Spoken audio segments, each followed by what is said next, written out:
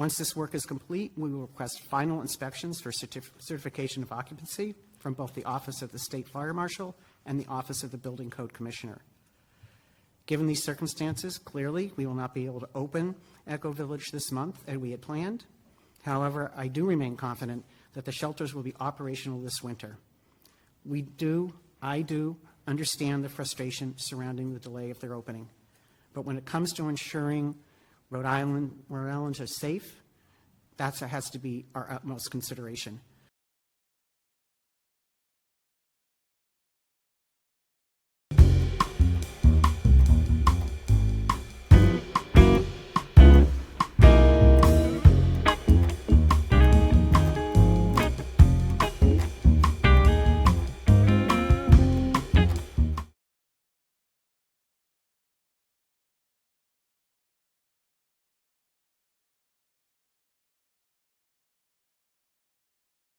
Please allow me to welcome Acting Secretary Deborah Goddard to the Commission. She is a commissioner and she's also a presenter today. You've been on the job for, 48 hours, so they jumped right in. So, Commissioners, are there any questions about format? Okay, thank you very much. Thanks for listening.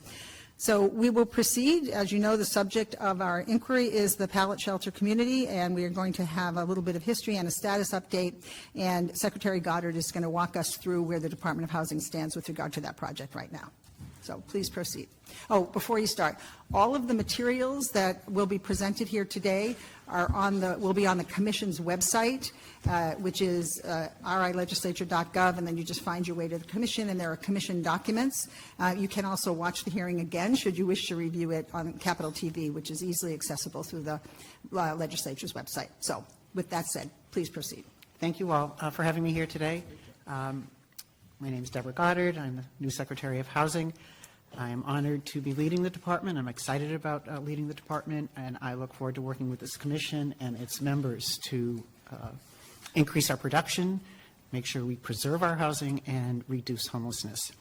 I understand and I know that you sent some questions over to my predecessor, Dan Connors, before I got here to gain a better understanding, and I'd like to walk through in a more narrative sense answers to those questions. If I've missed anything by the time I end, which won't be very long, we're happy to answer questions. With me is Lauren Barnes, Program Manager for Design and Construction Services at the department, and she's been heavily involved with the project.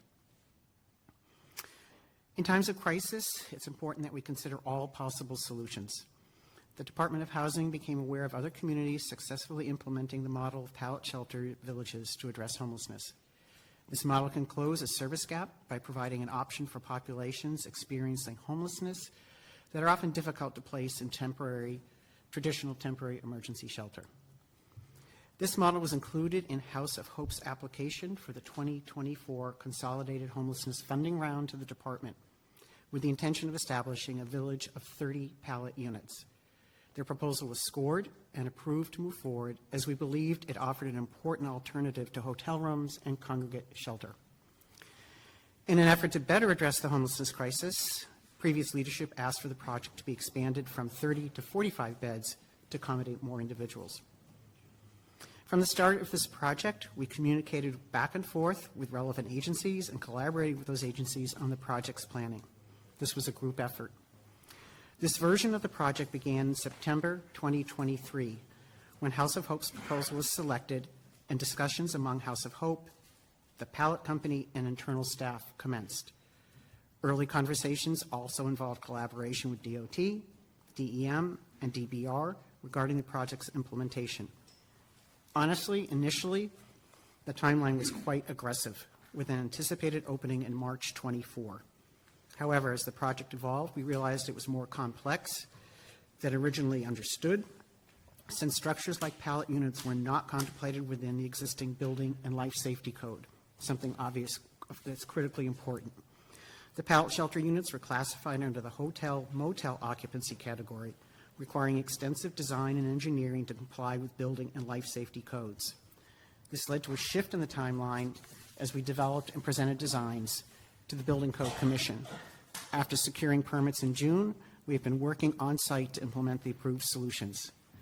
Since early summer, there has been continuous construction on site to complete the necessary work to ensure that the site runs safely and effectively.